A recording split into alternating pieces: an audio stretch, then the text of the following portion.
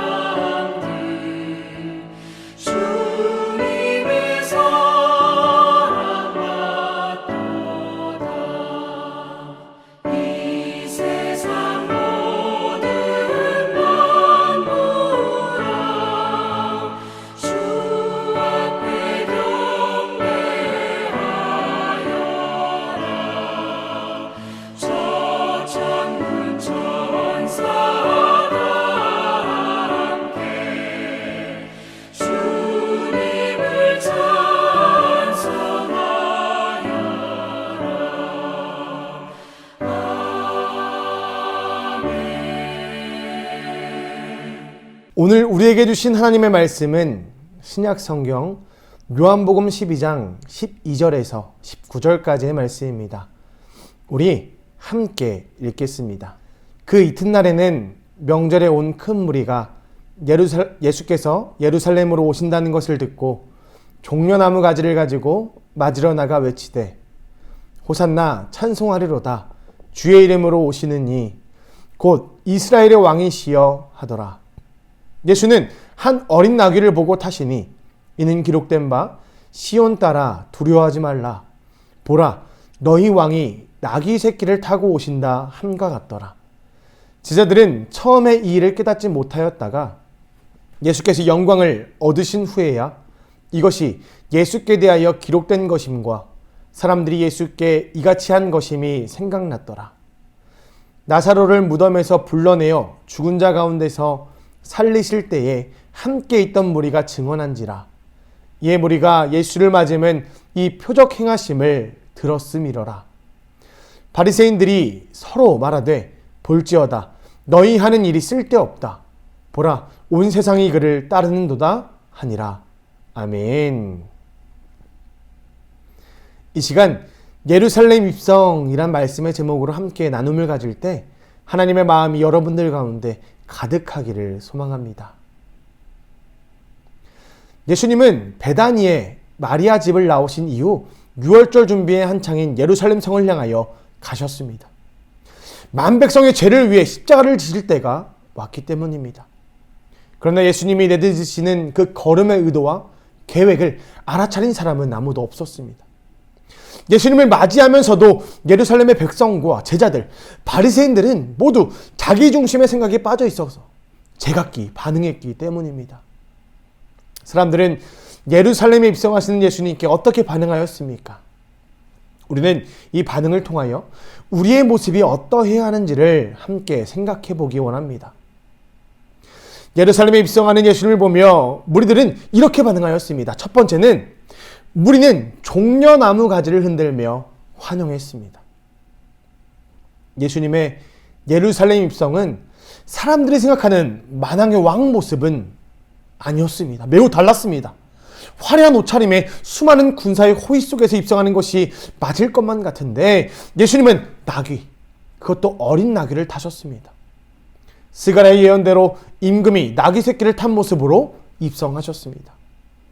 예수님은 인류의 대속제물이 되기 위하여 십자가를 향하여 가시는 길이었습니다. 그것을 알 리 없는 무리들은 종려나무를 가지를 흔들며 우리를 구원하소서라는 뜻의 호산나를 외쳤습니다. 자신의 겉옷과 나뭇가지를 길에 깔아놓는 행위는 왕을 영접하는 존경의 표시였습니다. 무리는 그렇게 예수님을 맞이했습니다. 죽은 나사로를 살려낸 기적 이야기를 들은 무리는 대속제물이 되실 예수님이 아니라 또 다른 기적을 기대하여 예수님을 환영할 뿐이었습니다. 이 호산나를 외쳤던 무리들은 로마의 압제를 해결해 주실 군사적 왕으로서 예수님을 바라보았습니다. 그들은 예수님이 모든 문제를 해결해 주시길 바랬습니다. 때론 우리의 신앙생활 가운데 이러한 모습은 없는지를 돌아봅니다. 분명 문제를 해결해 주실 수 있는 분이 우리 주님이십니다. 그러나 오직 문제만 해결해 주시는 분이 우리 주님은 아니십니다. 우리 목적이 그것에 있으면 안 됩니다. 바라기는 하나님의 진정한 뜻이 무엇인지를 깨닫는 우리가 되기를 간절히 소망합니다. 또 예루살렘 입성을 바라보는 사람들 중 두 번째는요, 제자들인데요. 제자들은 예수님에 대하여 무지했습니다. 예수님은 제자들에게 여러 차례 고난과 부활에 대해서 말씀하셨습니다. 하지만 그들은 예수님의 가르침에 귀를 기울이지 않았습니다.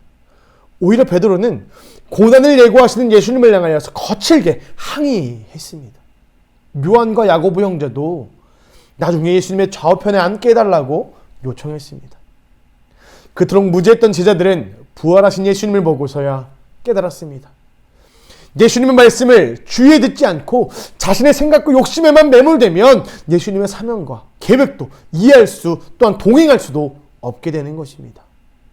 제자들처럼 어리석은 행동을 하지 않으려면 부활 생명을 주시는 예수님의 가르침을 잘 배우고 따라야만 합니다. 그러나 말씀을 듣는 우리는 여전히 우리에게 필요한 말씀만, 또 내가 순종하고 싶고 순종할 수 있는 말씀만 들을 때가 있음을 고백합니다. 예수님의 부활에는 관심 없고 문제 해결과 이 땅에서 더 많은 것을 누리기 위해만 관심 있는 우리임을 고백합니다. 바라기는 예수님의 말씀을 더 가까이 함으로 주님의 뜻을 온전히 깨닫고 그 지식을 가지고 승리하는 우리가 되기를 간절히 소망합니다. 마지막입니다. 예루살렘의 입성을 보는 사람들 중 세 번째는요, 바리새인들인데요. 바리새인들은 예수님을 죽이지 못할까 봐 걱정하였습니다. 바리새인들은 죽은 나사로가 살아나자 예수님을 죽일 음모를 꾸몄습니다. 그런데 입성하시는 예수님을 보고 사람들이 크게 환호하자 그 계획에 차질이 생길까 봐 걱정했습니다. 예수님 때문에 자신들이 누리는 권세를 빼앗길까 위기감을 느낀 것이죠. 바리새인들은 누구보다 하나님의 뜻을 잘 알고 있다고 자부했습니다. 하지만 실상은 그에 대해서 알고자 하는 의지가 없었습니다. 나아가 기득권을 놓지 않으려는 욕심에 사로잡혀 그리스도이신 예수님을 죽이려고 했습니다. 모든 권세가 하나님에게서 비롯된 것임을 믿지 못하는 전형적인 불신앙의 모습입니다. 잘못된 신앙은 불안과 두려움을 가증할 뿐입니다. 사랑하는 여러분, 종려나무 가지를 흔들고 겉옷을 벗어놓았다고 해서 모두 참된 마음으로 예수님을 환영한 것은 아니었습니다. 환호성 가득했던 그 길은 사람들의 욕망과 허영만 가득한 길이었습니다. 하지만 빈 껍데기 같던 그 길을 예수님은 하나님의 뜻이 성취되는 거룩한 길로 만드셨습니다. 예수님을 향한 내 마음 상태를 돌아보는 시간이 우리에게는 필요합니다. 내 생각과 욕망을 내려놓고 주님 가신 길을 따라감으로 하늘 나라를 맛보는 우리가 되기를 예수님의 이름으로 간절히 소망하며 축복합니다. 아멘. 이 시간 말씀을 생각하며 묵상하기로 합니다. 제가 두 가지의 질문을 드리겠습니다. 첫째는 처음 주님을 영접했을 때 어떤 느낌이었습니까? 두 번째 질문입니다. 바리새인들처럼 내 욕심에 사로잡혀 있지는 않으십니까? 이 두 가지의 질문을 생각해 보시고 속회원들과 나누어 주시기를 부탁드립니다. 또한 서로의 기도 제목도 함께 나누어 주시며 중보해 주시기를 부탁드립니다. 이어서 우리의 마음을 모아서 함께 기도하겠습니다. 기도 제목을 드립니다. 두 가지입니다. 첫째, 우리를 죽기까지 사랑하신 주님의 사랑을 묵상하며 십자가의 은혜를 깊이 깨닫게 하여 주시옵소서. 두 번째입니다. 하나님이 인도하시고 세우시는 이 나라와 민족이 되게 하여 주시옵소서. 이 두 가지 기도 제목을 가지고 우리 이 시간 다 같이 기도하도록 하겠습니다. 기도하겠습니다.